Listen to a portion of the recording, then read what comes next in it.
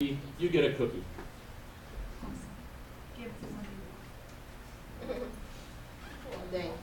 I'll see if you do again. So there you go. So we know this. Somewhere on your progression sheet you have something written about right angles. We know that all right angles measure how much? 90 degrees. If two angles measure the same amount, what do we say that those two angles are? 40. They're both 90 degrees, so they both be congruent to one another. So every time we say that we have a 90 degree angle, or we say that we have a right angle, we know that right angles are going to be congruent. That's on our progression. We have two of the angles that are right angles. We would say those two right angles are congruent to one another. That's not new. Okay? We know that. What this is just saying into this angle pair stuff today is that if you see angles that are right angles, well, how will you know if they're right angles in a diagram? What will they have? That little box thing. Yeah, exactly. You're going to see that that's how you're being able to look at diagrams to say that they're there. Okay? As we get further along, you're going to be able to infer more information from given diagrams. You're going to see those, whatever letters and all that kind of stuff they might wind up being, and if there's a proof or something like that, you'll be able to say, hey, those two are congruent to one another, and the reason would be all right angles are congruent. Okay? I know we've discussed this. That's not new. The next one is what will be new. It's called congruent supplements. And then we have versus congruent complement angles. This is the new one for today. It's really the only new thing that we have. We have what's called congruent supplements, and then we have the other one that's called congruent complements. Gee, what do you think the difference is going to be? Which one's which?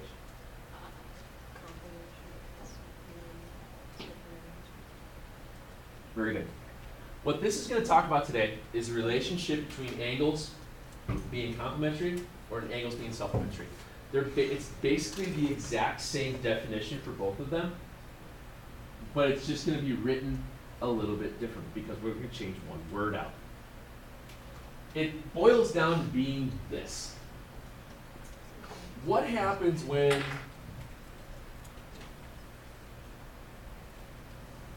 two lines intersect? How many different angles do you get? There's 4 angles, but of those 4 angles, how many different angle measures are there? There's only 2 of them. And I know we've discussed this. For example, if I say that this is 130 degrees, I'm going to erase this for one quick second.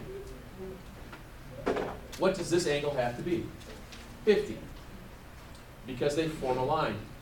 2 angles that form a line are supplementary. They're a linear pair. They're a linear pair because they're adjacent supplementaries.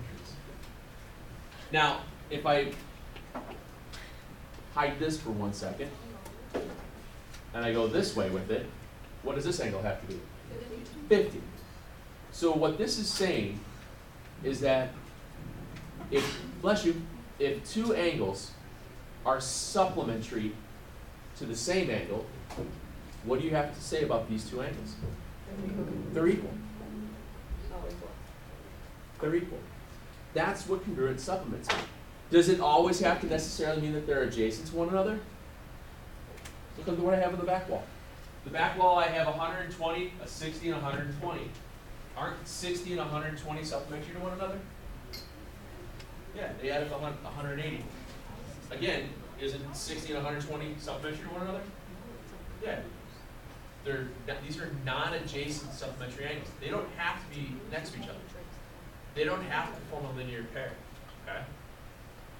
Works the same thing. 2 angles that are supplementary to the same angle have to be the same. That's what that means.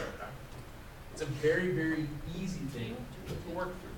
So let me write that out in terms of words.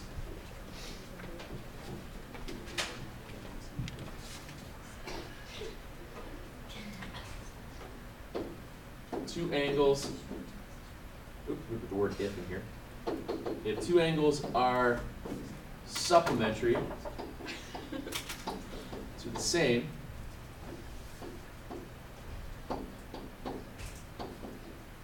Then the two angles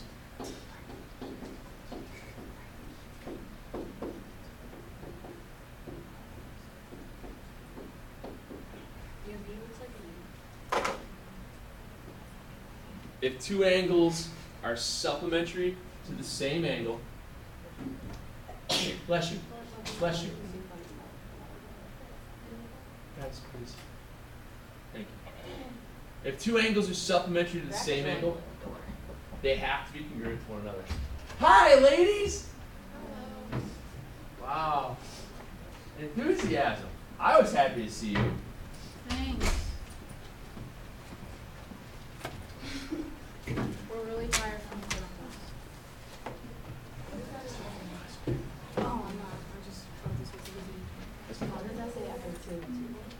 If two angles are supplementary to the same angle, then the two angles are congruent to each other. Okay. What do you think changes if they're complementary? Nothing. You just change the word supplementary to complementary. That's it. Works the exact same way. It does the same exact thing if they're complementary. Complementary angles are two angles that add up to equal how much? Bless you. Bless you. They form a right angle. Okay? Two angles form a right angle.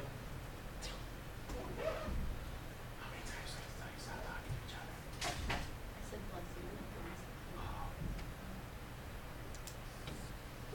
If angles 1 and 2 are complementary to one another because they add up to equal 90. If I do this and create another right angle and call this angle 3, do angles 3 and 2 create a right angle? Then what can you say about 1 and 3? They're equal the same. Now this is a little bit different than what you guys did yesterday because this secondary point out here, when we drew the angle, didn't say it was perpendicular. And we'll talk about that in a second. Okay, we'll talk about that. So, like I said, it's basically the exact same thing. If two angles are complementary to the same angle,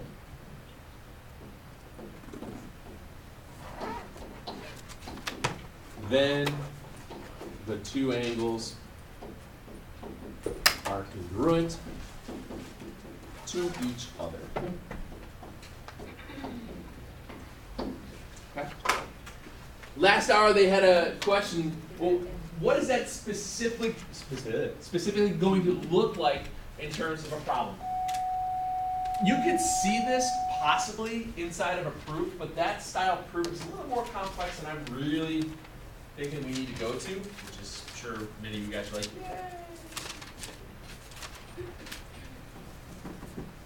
And that's fine. But what I want to show though is what is it going to look like in terms of like an algebra problem or a regular old math problem. Remember when we did stuff where I asked you guys to draw out diagrams a lot? This is the kind of thing that you would be able to do with diagrams.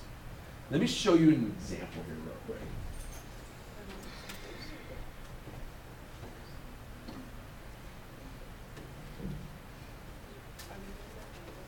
Yeah, I'm just going to get this cleaned in to show her. Oh, that's close enough. This says angles 1 and 2 are complementary. Angles 3 and 4 are complementary. But angles 1 and 3 are vertical. Ooh, what do we know about vertical angles? What are they? They're congruent. What do they look like? They're like that. Good.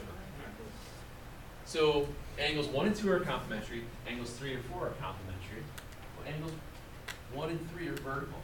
How are you going to draw that? What are you going to do first?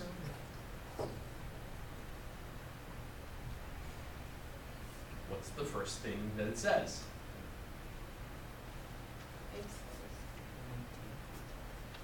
1 and 2 are complementary. What does that make? Right angle. So draw a right angle and label it angles 1 and 2. Does it matter the measurements you kind of give them?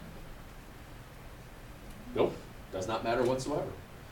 1 and 2 are complementary. Okay, there's an angle. There's a right angle. 1, 2. They're complementary. It says 3 and 4 are complementary. Okay, I don't know where to put those yet. But then it says that angles 1 and 3 are vertical. So if angles are vertical, that means their rays, parts of the angles, form opposite lines. Opposite rays, excuse me, so they form lines. Which means if one is going to wind up being vertical to something else, I have to draw it like that. Here would be 3. 1 and 3 are then, excuse me, they're then vertical. If 1 and 3 are vertical, I've got a couple of different options then to draw where angle 4 goes. Because all I have to do is create a right angle out of it. Move this over a little bit. If I put it this way, put a 4 there, would those be, I could do it that way.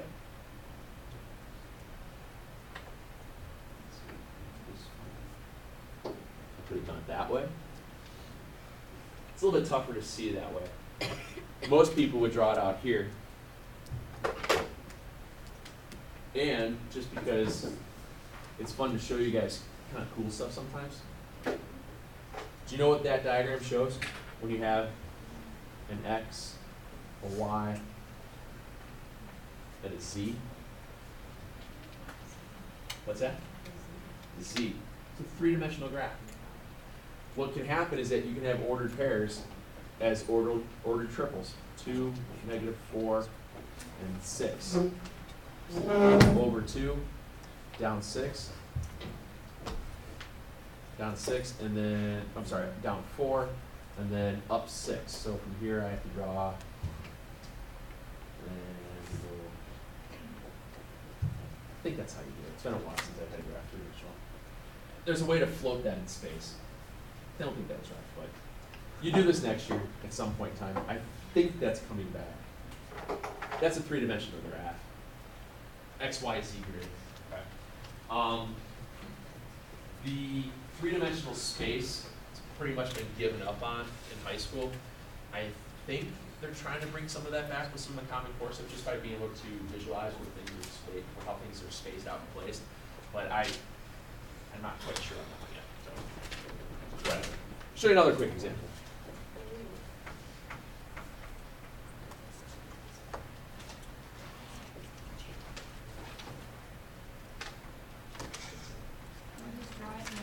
Yeah, you didn't have to solve anything.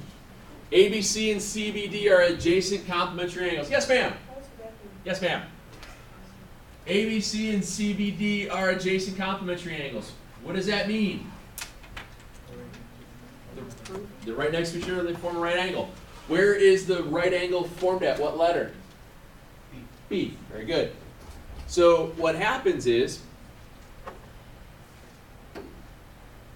we have A, B, C, C, B, D are adjacent complementary angles. It doesn't say anything about their measurements. It just says they're next to each other. The next bit says CBD and DBF are adjacent complementary angles. Which means what do I have to draw? An F down to the bottom. Very good. You have to draw this. D, B, F. And create another right angle. Those two are adjacent complementary angles. So angles ABC, and CBF, or excuse me, ABC is complementary to CBD. Are these two angles complementary to the same angle? Let me make it even easier. Yes. So what do you know about those two angles then? More importantly, they're complementary to the same angle, which means these two angles have to be the, not vertical, congruent. They're congruence complements. Two angles that are complementary to the same have to be complementary, or have to be equal to each other. Okay? That's what we're looking at today. Nothing crazy. Okay? Nothing crazy. I think the last The last one that I have then was vertical angles, and I want to make sure that you guys know what vertical angles look like. On your proof progression, I believe we did this square, then we said look for vertical angles.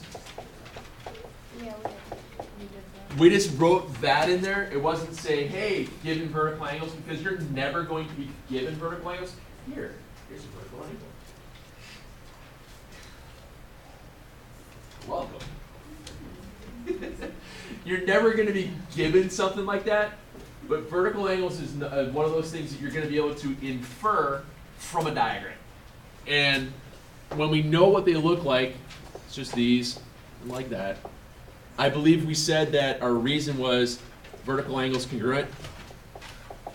Well, let me show you guys an example of what that's going to look like when you use it within a proof. Because I have an example for you.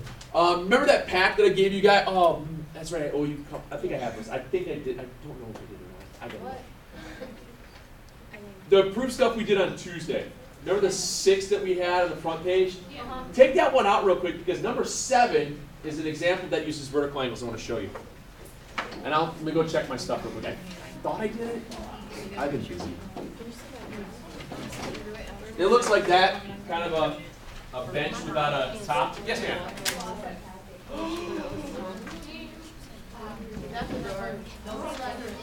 Don't let her in. No, don't let her in. Oh, you just got closed off.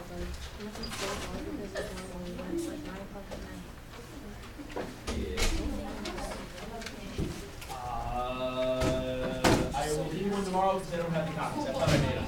Hey, it's no big deal. We can just make it. We can just draw this one out real fast. I'll make more copies of it tonight, or not tonight, but I'll do it later.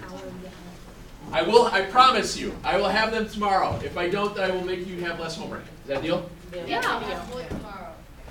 The pack is for. I owe like what 5? 5 of you guys need it, I think. Don't worry about it. So let's say we have this given and proof statement. Given angle 2, congruent, angle 3, prove, angle 1, congruent, angle 4. And this is an example of how we're going to be able to utilize vertical angles within a diagram. And that's kind of what I want to look at. How is this going to work? Because like I said, you're not going to be given, here's vertical angles.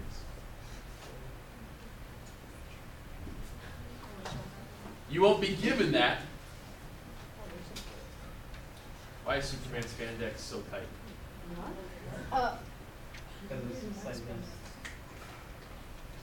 So that's a kid said that yesterday. I went home and told my sons that. You would have thought it was the funniest thing in the whole world. They were like, sizes! You don't get it. Why is Superman's tights? Why are Superman's tights so tight? Oh my God. I have 2 boys. Anything they think anything's funny. They think farts are funny. Well, farts aren't funny, but you burp, or you trip and fall over. You know, anything. Oh, Well, that really explains a lot. I did too. I fell down the stairs. I was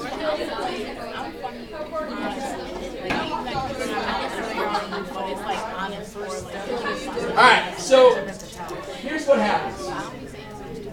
What'll happen when you have to use vertical angles is that you'll have some sort of a scenario like this. In this case here, I'm given the fact that I've got 2 and 3 congruent to one another. If those 2 guys are congruent to one another, I would go to my diagram and I would mark it. We okay with that? Now, in looking at my diagram, what can I tell about the relationship between angles 1 and 2? They're vertical. What do you know about vertical angles then? No, not necessarily. They're congruent. So what you would say next then, by looking at the diagram, this is the idea here. It's not on a progression sheet, but it says on your progression sheet, look for vertical angles. Well, I found some. So when I find those, I write them down. Hey, look at this. Angle 1 is congruent to angle 2. The reason then is vertical angles are congruent. That's what that would look like as you go through a diagram. Okay. Then I would go to my diagram and mark it. Hey, look at that. Those two are the same. So now I have 2 is congruent to 3, 1 is congruent to 2. Why, hello again. How are you? Good, glad to see you. Sure. Now I can say that 1 and 3 are the same, aren't they? Since these 2 are the same, 2's are the same. Why can I put in 1 for the other? Substitution. There you go.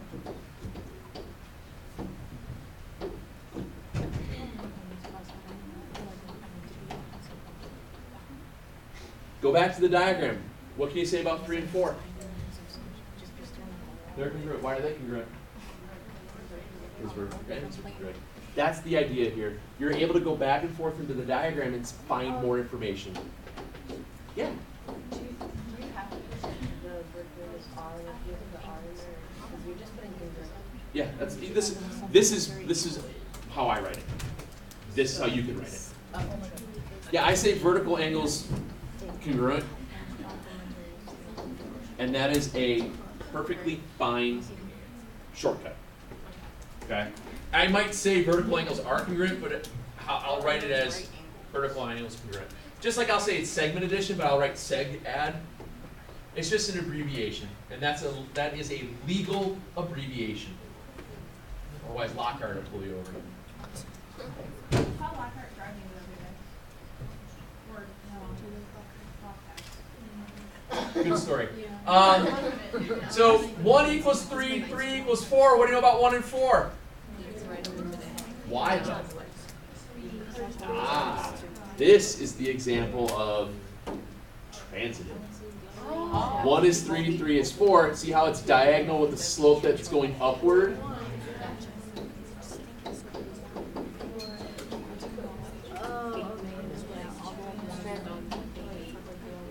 Remember, transitive is that A equals B, B equals C, A equals C.